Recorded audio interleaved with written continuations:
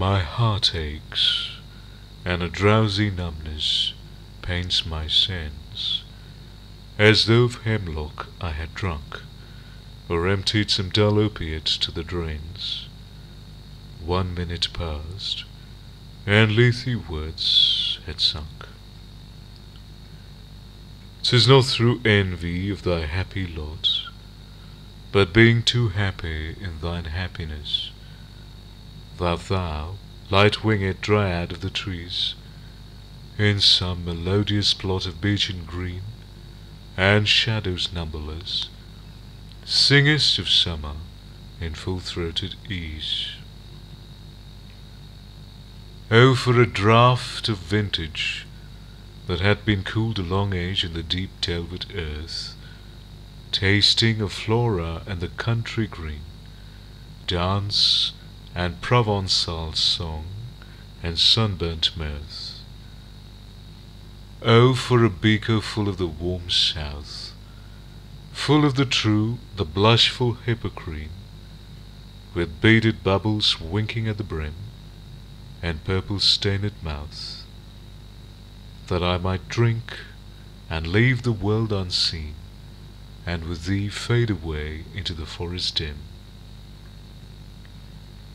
Fade far away, dissolve and quite forget what thou among the leaves hast never known, the weariness, the fever, and the fret here, where men sit and hear each other groan,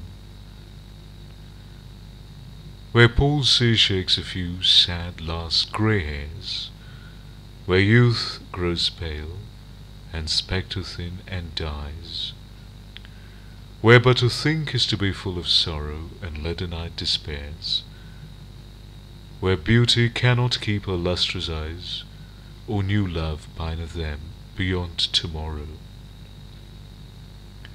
Away, away, forever fly to thee, not charioted by Bacchus and his parts, but on the viewless wings of poesy, though the dull brain perplexes and retards. Already with thee, tender is the night, and haply the queen moon is on her throne, clustered around by all her starry face. But here there is no light, save what from heaven is with the breezes blown, through verdurous glooms and winding mossy ways. I cannot see what flowers are at my feet, nor what soft incense hangs upon the boughs, but in embalmed darkness guess each sweet wherewith the seasonable month endows the grass, the thicket and the fruit-tree wild, white hawthorn and the pastoral eglantine, fast-fading violets covered up in leaves, and mid-May's eldest child, the coming musk-rose, full of dewy wine, the murmurous haunt of flies on summer eves. Darkling I listened, and for many a time I have been half in love with easeful death, called him soft names in many a mused rhyme, to take into the air my quiet breath. Now more than ever seems it rich to die, to seize upon the midnight with no pain, while thou art pouring forth thy soul abroad in such an ecstasy.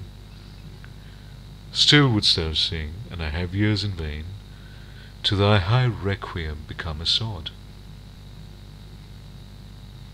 Thou wast not born for death, immortal bird, no hungry generations tread thee down.